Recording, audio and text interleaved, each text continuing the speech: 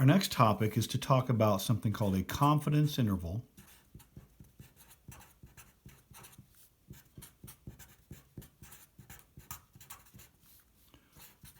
for the mean, confidence interval for the population mean, but this is if sigma is unknown.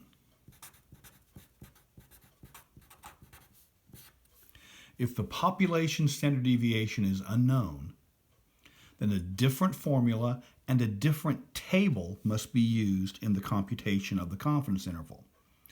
Up until now, we have been using the z-table to find the table value in our confidence interval formulas. We now need to introduce a new table, and the purpose of this video is just to talk about how to use that table. We'll discuss later the specific formulas to be used.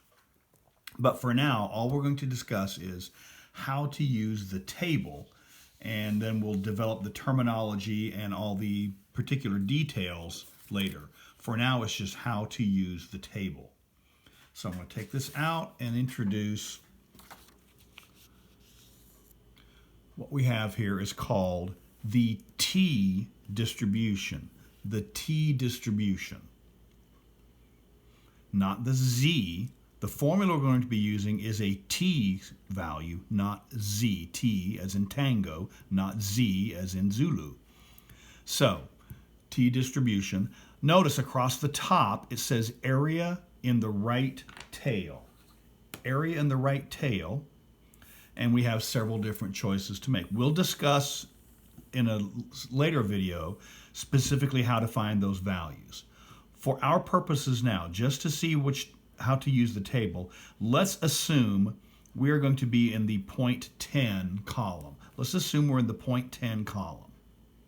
Later on, we'll talk about how to specifically find that for any particular problem. But let's suppose we're in the 0.10 column.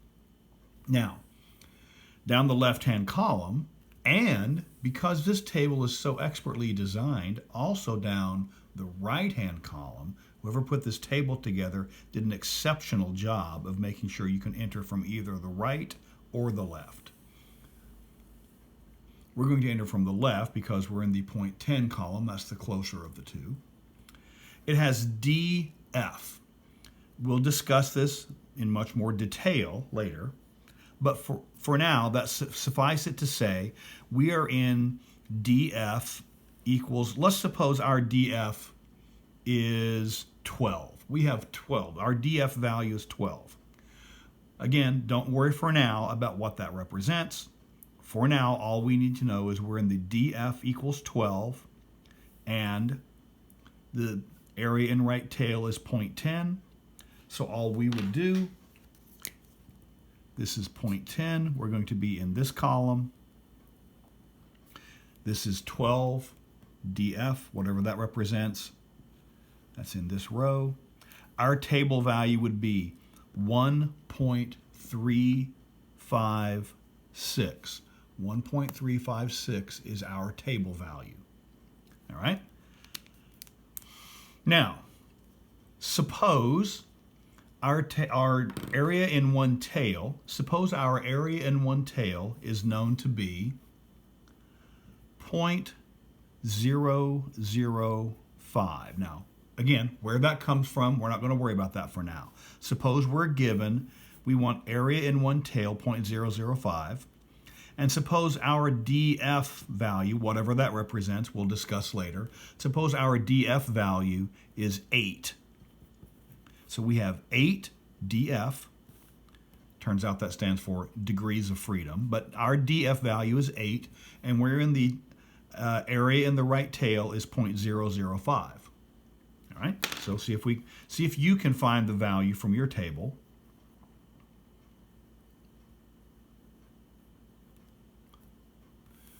Well, let's see what we have here. We're in the 0.005 column.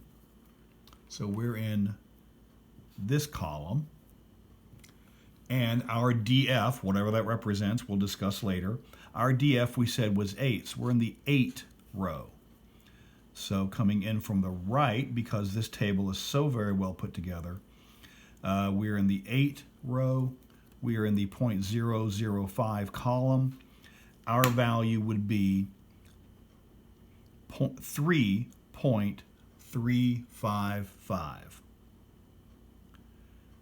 Now, the values for DF range all the way up, and eventually, once it hits 70, this particular table then goes by tens. Anything above 70, you would simply approximate, round to the nearest value. If your DF value that you're given from the problem is 78, we would use 80. If the value is 92, we would use 90. I will try to maintain values in the DF that will be values that are actually listed in the table. For the work I give you, you will be using the values from the table. Problems from the textbook might actually require that you do this rounding for these other values. But for our purposes, anything I ask of you, the values will be something you can find in the table. Now, also the values across the top. We are limited in the values I can ask of you. I can only ask of you values that are listed across the top. And that's what I will do. So this is the T is in tango, T distribution, and that's how that table is used. We'll discuss in the next video how to actually construct the confidence intervals.